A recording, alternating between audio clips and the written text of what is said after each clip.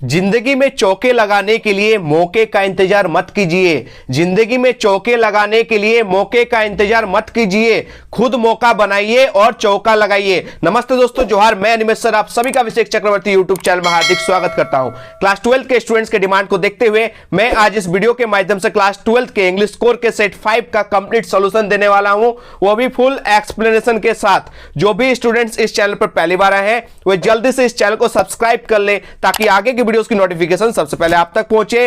प्रत्येक क्वेश्चंस को अच्छे से समझिएगा और सुनिएगा और खुद से आंसर्स दीजिएगा मेरे बताने से पहले, और लास्ट में कमेंट बॉक्स में बताइएगा कि आपके 40 में से कितने क्वेश्चंस सही हुए, राइट हुए। तो देर किस बात की दोस्तों, जल्दी से इस वीडियो को शुरू करते हैं। तब तक के लिए दोस्तों इस वीडियो को लाइक करें और सारे दोस्तों को भी शेयर कर दीजिए। चलिए दोस्तों बिना देर के वीडियो को शुरू करते हैं। चलिए दोस्तों, आज का पहला क्वेश्चन आप लोग देख सकते हैं। Why writing notice the signature of the issuing authorities should be written at the dash. यानी नोटिस लिखते समय जारी करने वाले अधिकारियों के हस्ताक्षर यानी सिग्नेचर किस स्थान पर होने चाहिए, यह आपसे क्वेश्चन में पूछा गया है। ठीक है, कि नोटिस लिखते टाइम जो जारी करने वाले अधिकारी होते हैं वे हस्ताक्षर कहां करते हैं, सिग्नेचर कहां करते हैं, यह आपसे क्वेश्चन में पूछा गया। चलिए फटाफट इसका आंसर आप लोग कमेंट बॉक्स में दीजिए।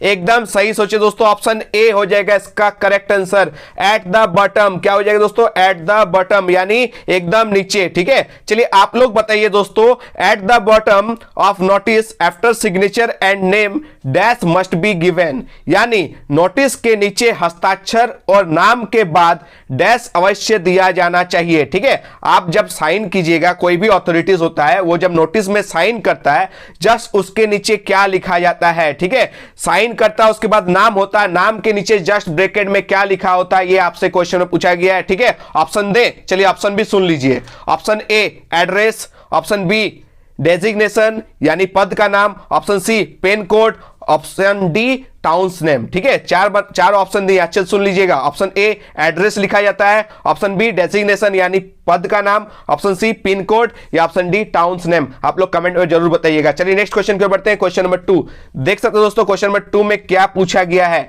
इन note making notes should be dash. ठीक है, यानी नोट मेकिंग करते टाइम नोट्स कैसे होने चाहिए, ये आपसे क्वेश्चन में पूछा गया है। तो इसका करेक्ट आंसर क्या हो जाएगा दोस्तों, फटाफट आप लोग कमेंट बॉक्स में दीजिए। एकदम सही सोचिए दोस्तों, इसका जो करेक्ट आंसर हो जाएगा ऑल ऑफ दीज, यानी इनमें से सभी हो जाएगा। सीक्वेंशियल भी होना चाहिए, सेंसिबल भी होना चाहिए, लेजिबल एंड क्लियर भी होना चाहिए। ठीक है, चलिए नेक्स्ट क्वेश्चन की ओर बढ़ते हैं। क्वेश्चन नंबर 3 देख सकते हो दोस्तों, क्वेश्चन नंबर 3 में क्या पूछा गया है। Why writing a note which of the following is a freely use. किसका फ्रीली यूज किया जाता है नोट लिखते टाइम। ठीक है, यानी एक नोट लिखते समय निम्नलिखित में से कौन सा स्वतंत्र रूप से यानी फ्रीली रूप से उपयोग किया जाता है, यूज किया जाता है। चलिए फटाफट बताइए, नोट करते टाइम किसका यूज किया जाता है। एकदम सही सोचो दोस्तों, option B is the correct answer, abbreviation का। ठीक है, एब्रीविएशन मतलब दोस्तों कुछ वर्ड्स को हम लोग शॉर्ट करके लिखते हैं। जैसे कॉलेज को हम लोग CLG लिखते हैं, क्या लिखते हैं दोस्तों, कॉलेज को शॉर्ट करना CLGC को हम लोग एब्रीविएशन बोलते हैं। तो कुछ वर्ड्स को नोट मेकिंग करते टाइम याद रखिएगा, आप लोग क्या कीजिएगा, शॉर्ट में लिखिएगा। ठीक है, नहीं तो नोट मेकिंग बेकार हो जाएगा। ठीक है, चलिए दोस्तों नेक्स्ट क्वेश्चन की ओर बढ़ते हैं। क्वेश्चन नंबर 4 देख सकते हैं क्या पूछा गया है। Reporting of an event is done as, यानी किसी घटना की रिपोर्टिंग किस प्रकार की जाती है, ये आपसे क्वेश्चन में पूछा गया है। तो इसका करेक्ट आंसर आप लोग फटाफट दीजिए कमेंट बॉक्स में। एकदम सही सोचे दोस्तों, ऑप्शन जो ए है वो फर्स्ट क्लास है दोस्तों, एकदम फर्स्ट हैंड इंफॉर्मेशन होगा। ठीक है, इस पर रिपोर्ट राइटिंग की जाती है। ठीक है, क्या होता है दोस्तों, report writing first hand information होना चाहिए। ठीक है, चलिए नेक्स्ट क्वेश्चन बढ़ते हैं। क्वेश्चन नंबर 5 क्या देख सकते हैं दोस्तों, क्वेश्चन 5 में article writing is meant for dash. ये जो आर्टिकल राइटिंग होता है दोस्तों, ये किस लिए लिखा जाता है, किनके लिए लिखा जाता है, ये आपसे क्वेश्चन पूछा गया। स्मॉल ग्रुप ऑफ रीडर्स के लिए या फिर लार्ज ग्रुप ऑफ रीडर्स के लिए या फिर अनएम्प्लॉयड पीपल के लिए यानी बेरोजगार लोगों के लिए या फिर ओनली एम्प्लॉयड पीपल यानी रोजगार लोगों के लिए। ठीक है, बताइए फटाफट इसका आंसर क्या होगा। देखिए आर्टिकल राइटिंग जो होता है is a long piece of writing होता है, याद है ना दोस्तों, article writing is a long piece of writing. तो याद रखिएगा लॉन्ग यानी लार्ज, तो लार्ज लोगों के पढ़ने के लिए आर्टिकल राइटिंग होता है, यानी इसका करेक्ट आंसर हो जाएगा दोस्तों option B large group of readers. ठीक है, लार्ज ग्रुप ऑफ रीडर्स ये इसका करेक्ट आंसर हो जाएगा। चलिए नेक्स्ट क्वेश्चन की ओर बढ़ते हैं। क्वेश्चन नंबर 6 देख सकते हो दोस्तों, क्वेश्चन नंबर 6 में क्या पूछा गया है।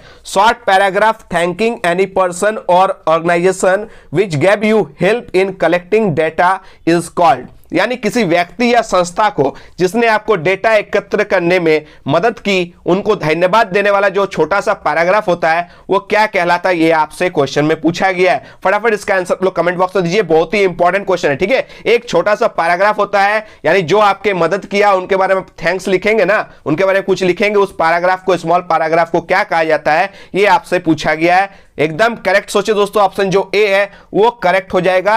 एक्नॉलेजमेंट कहते हैं, क्या कहते हैं दोस्तों, एक्नॉलेजमेंट कहते हैं। ठीक है, धन्यवाद देने वाला वो छोटा सा पैराग्राफ को हम लोग कहते हैं एक्नॉलेजमेंट। चलिए नेक्स्ट क्वेश्चन को बढ़ते हैं, question number 7। Which of the following is the most suitable salutation for letters to the editors? Letters to the जो editors हम लोग लिखते हैं उसका सबसे ज्यादा सुटेबल अभिवादन, सुटेबल सैल्यूटेशन क्या होता है, ये आपसे पूछा गया। चलिए ये बहुत ही इजी क्वेश्चन है, बहुत ही ज्यादा एग्जाम में छपने लायक क्वेश्चन है। फटाफट इसका आंसर आप लोग कमेंट बॉक्स में दीजिए। एकदम सही सोचिए दोस्तों, ऑप्शन डी सिंपल में लिखिएगा, सर ऑब्लिक मैडम, ये है परफेक्ट सैल्यूटेशन। याद कर लीजिएगा दोस्तों, सर ऑब्लिक मैडम जो है लेटर्स टू द एडिटर का मोस्ट सुटेबल सैल्यूटेशन, याद रखिएगा। ठीक है, सर ऑब्लिक मैडम जो है वो लेटेस्ट टू द एडिटर का मोस्ट सुटेबल सैल्यूटेशन है। ठीक है, ये रिस्पेक्टेड, मिस्टर, मिसेस ये सब मत लगाइएगा, लविंग लविंग कुछ भी नहीं। ठीक है, सिंपल में सर ऑब्लिक मैडम जो है वो परफेक्ट सुटेबल सैल्यूटेशन है लेटेस्ट टू द एडिटर का, ये याद रखिएगा। ठीक है, चलिए नेक्स्ट क्वेश्चन की ओर बढ़ते हैं, क्वेश्चन नंबर 8। देख सकते हो दोस्तों, क्वेश्चन नंबर 8 में क्या पूछा गया है, which language was taught by M Hamel in school? M Hamel ने स्कूल में कौन सी भाषा पढ़ाई थी? ठीक है, उनके द्वारा कौन सी भाषा पढ़ाई जाती थी, कौन सी लैंग्वेज पढ़ाई जाती थी? बहुत ही इजी क्वेश्चन है। चलिए फटाफट इसका आंसर बताइए। एकदम सही सोचे दोस्तों, इसका जो करेक्ट आंसर हो जाएगा ऑप्शन बी, फ्रेंच लैंग्वेज के टीचर थे। याद रखिएगा, एम हेमल फ्रेंच लैंग्वेज के टीचर थे। चलिए दोस्तों नेक्स्ट क्वेश्चन की बढ़ते हैं, क्वेश्चन नंबर 9। देख सकते हैं क्वेश्चन नंबर 9 में क्या पूछा गया है, for how many years did M Hamel serve the school? M Hamel ने कितने वर्षों तक स्कूल में सेवा की थी, ये आपसे पूछा गया है। एक ही स्कूल में एम हेमल ने कितने वर्षों से पढ़ाया था, कितने वर्षों से सेवा किया था, ये आपसे क्वेश्चन में पूछा गया। चलिए फटाफट इसका आंसर बताइए। एकदम सही सोचे दोस्तों, ऑप्शन डी जो है वो करेक्ट हो जाएगा, 40 इयर्स। ठीक है, चलिए एक बात आप लोग बताइएगा, एम हेमल ने फ्रेंच लैंग्वेज को लेकर एक बहुत ही खूबसूरत बात बोली थी, तो चलिए आप लोग फटाफट बताइए एम हेमल ने क्या कहा था फ्रेंच लैंग्वेज के बारे में। फटाफट कमेंट में बताइएगा दोस्तों, एम हेमल ने फ्रेंच लैंग्वेज के बारे में क्या कहा था, और एम हेमल लास्ट दिन में किस कलर के कोट पहनकर आए थे। ठीक है, ये भी बताइएगा। चलिए नेक्स्ट क्वेश्चन को बढ़ते हैं, क्वेश्चन नंबर 10। देख सकते हो दोस्तों, क्वेश्चन नंबर 10 में क्या पूछा गया है, वेयर वाज साहेब एम्प्लॉयड? साहेब कहां काम कर रहा था? ठीक है, ये पूछा गया है। देखिए साहेब तो बेसिकली एक रैक पिकर था, यानी कचरा चुनने वाला था, लेकिन लास्ट में स्टोरी में पता चलता है कि साहेब को किसी दुकान में काम लगा दिया गया है। फटाफट बताइए दोस्तों, कहां पर काम कर रहा था? एकदम सही सोचे दोस्तों, at a tea stall, option A is the correct answer. ठीक है, चाय के ढाबे की दुकान पर। ठीक है, चलिए नेक्स्ट क्वेश्चन की ओर बढ़ते हैं, क्वेश्चन नंबर 11। देख सकते हो दोस्तों, क्वेश्चन नंबर 11 में क्या पूछा गया है, what are the hazards of working in glass factory? कांच के कारखाने में काम करने के क्या क्या हैजर्ड्स है, क्या क्या नुकसान है, क्या क्या खतरे, ये आपसे पूछा गया है। चलिए फटाफट इसका आंसर बताइए।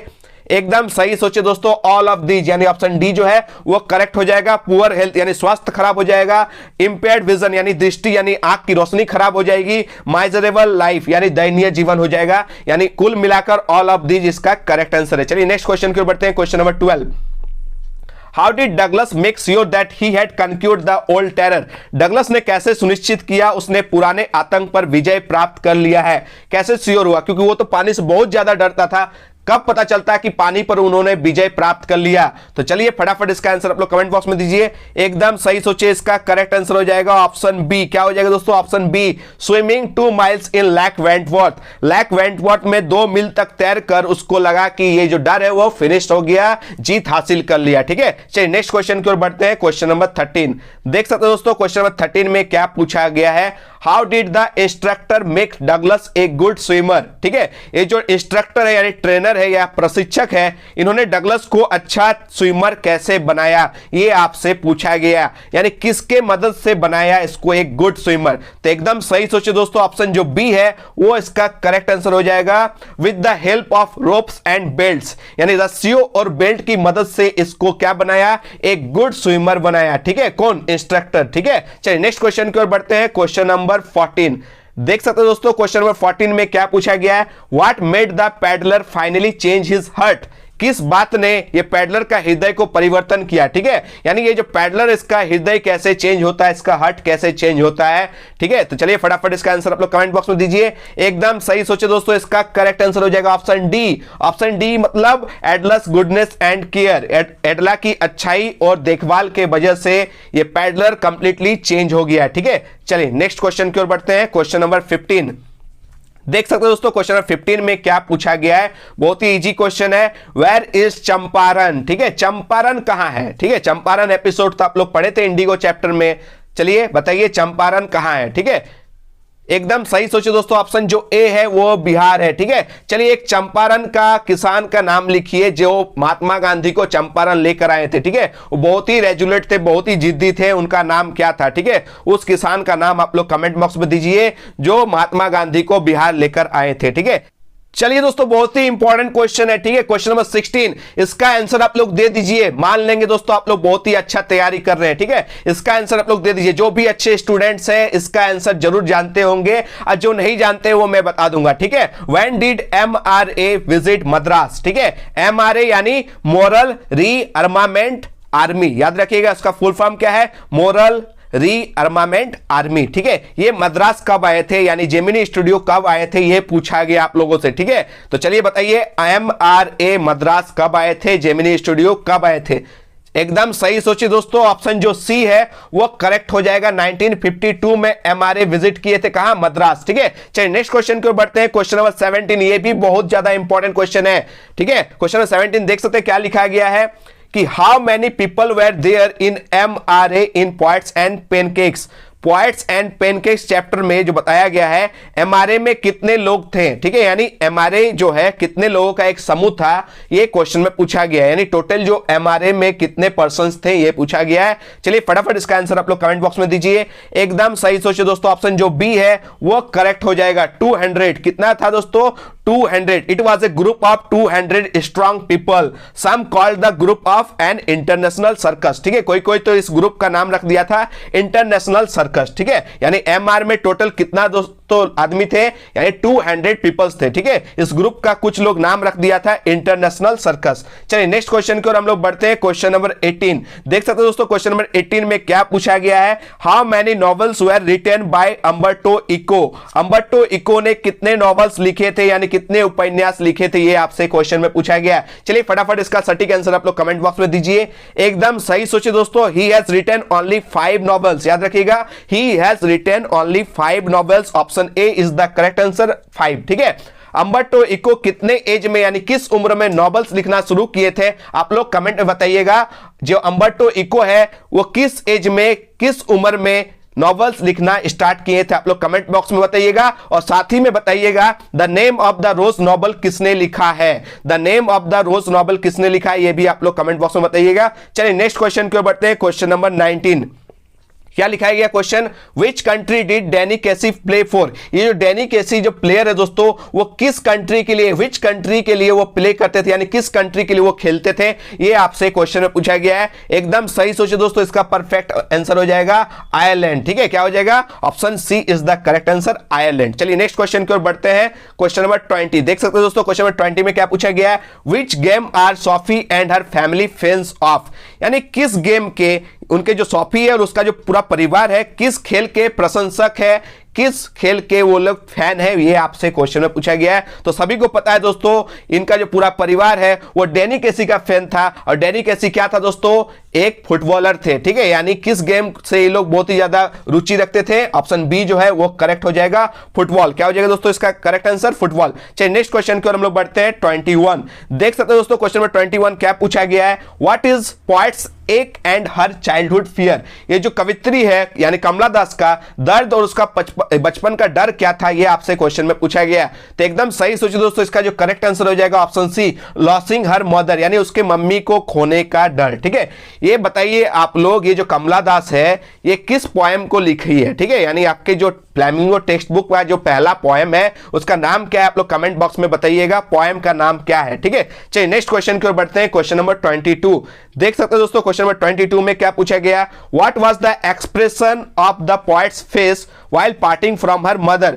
देखिए दोस्तों, यहाँ पर मदर की जगह माउथ हो गया। ठीक है, यहाँ पर मदर होगा यानी मम्मी। ठीक है, यानी अपनी मां से बिछड़ते समय कवि के चेहरे पर क्या भाव थे, उसका एक्सप्रेशन कैसा था जब वो मम्मी से बिछड़ रही थी, तो उसका एक्सप्रेशन कैसा था दोस्तों। एकदम सही सोचिए दोस्तों, ऑप्शन जो बी है, स्माइलिंग, यानी अपने फेस से एक मुस्कुराहट दी थी। ठीक है, याद रखिएगा। चलिए नेक्स्ट क्वेश्चन की ओर बढ़ते हैं। क्वेश्चन नंबर 23 देख सकते हो दोस्तों। क्वेश्चन नंबर 23 में क्या पूछा गया, what does the poet's smile signify in the poem. कविता में कवि की जो मुस्कान है, कवित्री की जो मुस्कान है, वो क्या दर्शाती है। ठीक है, क्या सिग्निफाई करती है। फटाफट इसका आंसर आप लोग कमेंट बॉक्स में दीजिए। एकदम सही सोचिए दोस्तों, इसका जो करेक्ट आंसर हो जाएगा ऑप्शन ए हो जाएगा, her assurance to see her mother again and helplessness inside, यानी अपनी मां को फिर से देखने का, मिलने का आश्वासन और अंदर से लाचारी। ठीक है, चलिए नेक्स्ट क्वेश्चन की ओर बढ़ते हैं। 24 देख सकते दोस्तों। क्वेश्चन में 24 में क्या पूछा गया है, what do the governor inspector visitor in the poem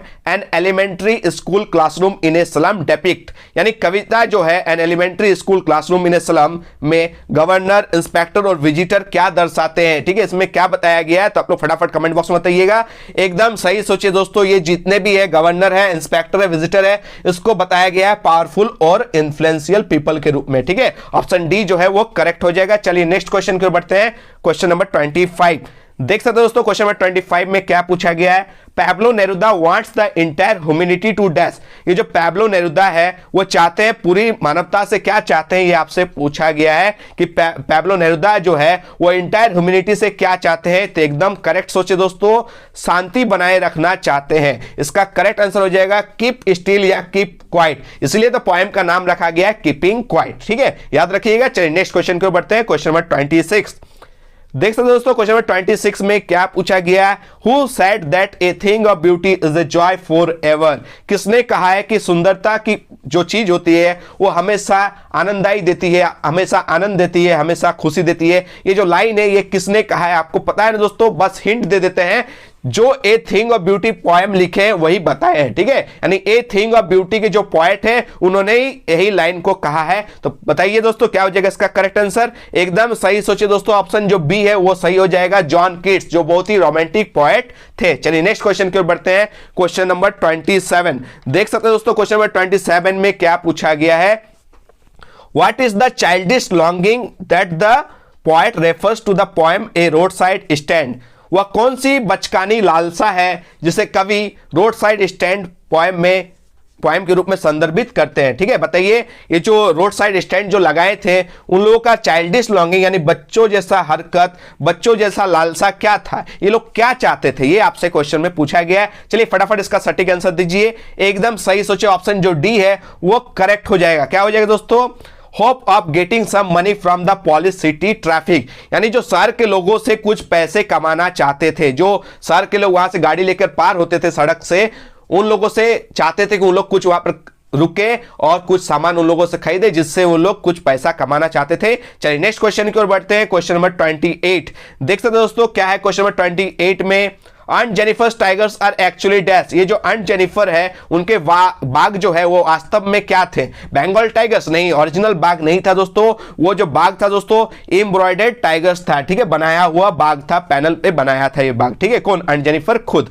चलिए नेक्स्ट क्वेश्चन की ओर बढ़ते हैं। 29 देख सकते हो दोस्तों। क्वेश्चन नंबर 29 में क्या पूछा गया है, पूछा गया कि who is the central character of the story the third level. ये जो थर्ड लेवल स्टोरी है उसका केंद्रीय पात्र, सेंट्रल कैरेक्टर कौन है, इंपॉर्टेंट कैरेक्टर सबसे ज्यादा कौन है जिसके चारों ओर ये जो कहानी है घूमती है। एकदम सही सोचिए दोस्तों, ऑप्शन जो बी है वो करेक्ट हो जाएगा, चार्ली। क्या हो जाएगा दोस्तों, चार्ली। चलिए नेक्स्ट क्वेश्चन की ओर बढ़ते हैं। क्वेश्चन नंबर 30 देख सकते हो दोस्तों। क्वेश्चन नंबर 30 में क्या पूछा गया, बहुत ही इंपॉर्टेंट क्वेश्चन, एग्जाम में छपने वाला क्वेश्चन, कि what is the name of Charlie's wife. Charlie के पत्नी का नाम क्या था दोस्तों, ये पूछा गया था। क्या था दोस्तों, चार्ली की पत्नी का नाम लुइजा था। क्या था दोस्तों, लुइजा था। ठीक है, आप लोग बताइएगा चार्ली के फ्रेंड का नाम क्या था। ठीक है, कमेंट में बताइएगा चार्ली के फ्रेंड का नाम क्या था और वे क्या थे। ठीक है, चलिए नेक्स्ट क्वेश्चन को बढ़ते हैं। 31 में पूछा गया कि according to the chief astrologer to which tiger the king should be careful, ठीक है, यानी according to the chief astrologer, मुख्य ज्योतिषी के अनुसार राजा को किस बाघ से सावधान रहना चाहिए, ठीक है, यानी मुख्य ज्योतिषी ने उन्हें वार्निंग दिया था कि आपको किस बाघ से सावधान रहना चाहिए। तो याद रखिए दोस्तों, ऑप्शन जो डी है वो करेक्ट हो जाएगा हेनरेथ टाइगर से। किससे दोस्तों? Option D is the correct answer, hundredth tiger से 100वें बाघ से सावधान रहना है। चलिए नेक्स्ट क्वेश्चन की ओर बढ़ते हैं। 32, how many tigers were killed by the Maharaja with in 10 years, 10 वर्षों के भीतर महाराजा ने कितने बाघों को मार डाला था? चलिए बताइए फटाफट, बहुत ही इजी क्वेश्चन, बहुत ही इंपॉर्टेंट क्वेश्चन, एकदम सही सोचिए दोस्तों। इसका करेक्ट आंसर हो जाएगा ऑप्शन बी 70 टाइगर्स, ठीक है, 10 साल के अंदर उन्होंने 70 टाइगर्स को मार डाला था। चलिए नेक्स्ट क्वेश्चन को बढ़ते हैं। Question number 33, What kind of atmosphere does Antarctica have? Antarctica में किस प्रकार का एटमॉस्फेयर है, किस प्रकार का वातावरण है, ये आपसे पूछा गया है। चलिए फटाफट इसका आंसर आप लोग कमेंट बॉक्स में दीजिए। एकदम सही सोचिए दोस्तों, ऑप्शन जो डी है वो करेक्ट हो जाएगा, ऑल ऑफ दीज। क्या हो जाएगा दोस्तों? All of these. अंटार्कटिका का जो वातावरण है दोस्तों, सबसे ठंडा है, कोल्डेस्ट है, सबसे ड्राइस्ट है और सबसे विंडीएस्ट यानी हवादार भी है। चलिए नेक्स्ट क्वेश्चन को बढ़ते हैं। 34, What % of the Earth's total ice stored in Antarctica? Antarctica में पृथ्वी की कुल बर्फ का कितना प्रतिशत वहां पर स्टोर है, संग्रहित है? ये आपसे क्वेश्चन पूछा गया। सबको पता है आप लोगों को, क्योंकि मैं ये स्टोरी बहुत अच्छे से समझा चुका हूं। इसका करेक्ट आंसर हो जाएगा ऑप्शन डी 90, यानी 90% खाली कहां पे स्टोर है दोस्तों? अंटार्कटिका में बर्फ स्टोर है। चलिए नेक्स्ट क्वेश्चन की ओर बढ़ते हैं। Question number 35, What was the name of American soldier in the story The Enemy? The Enemy chapter के जो अमेरिकन सोल्जर है उनका नाम क्या है, ये आपसे क्वेश्चन में पूछा गया है। आप सभी को पता है दोस्तों, उस अमेरिकन सोल्जर का नाम था दोस्तों टॉम, जो यूएस नेवी से संबंधित रखते थे। चलिए फटाफट बताइएगा टॉम का एज क्या था, ठीक है। यहां पर ऑप्शन में जेरी भी दिया गया, आप लोग को पता है ना दोस्तों, टॉम एंड जेरी, आप लोग कार्टून देखे हैं, छोटा भीम भी दिया गया, शक्तिमान। टेंशन मत लीजिए, आप लोग किसको कीजिएगा? टॉम को, ठीक है। टॉम का उम्र कितना था आप लोग कमेंट बॉक्स में जरूर बताइएगा। चलिए नेक्स्ट क्वेश्चन की ओर बढ़ेंगे। क्वेश्चन नंबर 36 में क्या पूछा गया है दोस्तों? बहुत ही इंपॉर्टेंट क्वेश्चन है, थोड़ा सा हटके है, ठीक है। Who was Harley? हार्ले कौन था दोस्तों? ये जो द एनिमी चैप्टर से ही यही क्वेश्चन पूछा गया है। ये जो हार्ले है वो पेशे से क्या थे दोस्तों? एकदम सही सोचे, वो क्या थे दोस्तों? ऑप्शन सी यानी प्रोफेसर थे, ठीक है। हार्ले कौन थे दोस्तों?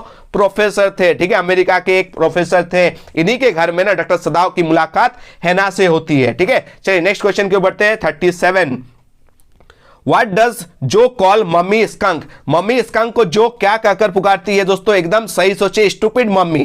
क्या कहती थी दोस्तों? स्टूपिड मम्मी, ठीक है। Option A is the correct answer, ठीक है। चलिए नेक्स्ट क्वेश्चन के बढ़ते हैं। 38, देख सकते हो दोस्तों क्वेश्चन में क्या पूछा गया, बहुत ही इंपॉर्टेंट क्वेश्चन है कि how did dairy burn his face? ये जो डेरी ने अपना चेहरा कैसे जलाया, ठीक है। इसका आधा चेहरा जला हुआ था दोस्तों, क्यों जला हुआ था ये आपसे क्वेश्चन में पूछा है। किस वजह से डेरी का चेहरा, डेरी का फेस बर्न हो गया यानी जल गया था, ये आपसे पूछा गया। एकदम सही सोचे, इसका जो करेक्ट आंसर हो जाएगा option B, a bottle of acid fell over his face. Acid की एक बोतल उसके चेहरे पर गिर गई थी, जिसकी वजह से डेरी का जो चेहरा है वो क्या हो गया था? जल गया था। आप लोग कमेंट बताइएगा, मिस्टर लैम का जो एक टांग था वो टीन का क्यों था? किस वजह से उसका एक जो पैर है वो टीन का था, ठीक है। चलिए दोस्तों क्वेश्चन नंबर 39 देख सकते हैं क्या पूछा गया है। Evans had escape from jail. Evans jail से कितनी बार फरार हो गया था, ये आपसे क्वेश्चन में पूछा गया है। एकदम सही सोचिए दोस्तों, ये जो है 3 बार फरार हुआ था, जिसके वजह से प्रिजन ऑफिसर इसे क्या कहकर पुकारते थे? आप लोग कमेंट बताइएगा। 3 बार भागने के वजह से इवांस को जो प्रिजन ऑफिसर है वो लोग क्या कहकर पुकारते थे? आप लोग कमेंट बताइए। चलिए दोस्तों आज के लास्ट क्वेश्चन और अंतिम क्वेश्चन देख सकते हैं। क्वेश्चन नंबर 40 क्या पूछा गया है? Whose autobiographical episodes are presented in memories of childhood. Memories of childhood में किसकी आत्मकथात्मक कड़ियों को प्रस्तुत किया गया है, ठीक है। चलिए फटाफट बताइए इसका करेक्ट आंसर। एकदम सही सोचिए दोस्तों, ऑप्शन जो ए है वो करेक्ट हो जाएगा, जीतकाला, शाह एंड बामा, ठीक है। ये था दोस्तों आज का टॉप 40 एमसीक्यू टाइप क्वेश्चंस, ठीक है। यानी आपको कुल मिलाकर 5 मॉडल सेट कंप्लीट करा दिया गया, ठीक है। जिन्होंने भी वो मॉडल सेट नहीं देखा आपको प्लेलिस्ट में मिल जाएगा, ठीक है। कल ही मैंने मॉडल सेट 4 अपलोड किया था और आज मैंने मॉडल सेट 5 को अपलोड कर लिया, ठीक है। आप लोग कमेंट बताइएगा कि आप लोगों का ये 40 में से कितना क्वेश्चंस का आंसर सही हुआ, ठीक है। फटाफट आप लोग कमेंट बताइएगा। और आप लोग आगे भी ऐसा मॉडल सेट चाहते हैं तो कमेंट में जरूर बताइएगा, मैं जरूर से जरूर लाऊंगा, ठीक है। कल एक से एक धाकड़ वीडियोस लाने का कोशिश करूंगा। तब तक के लिए दोस्तों मिलते हैं एक नए वीडियो में। धन्यवाद, जय हिंद, वंदे मातरम।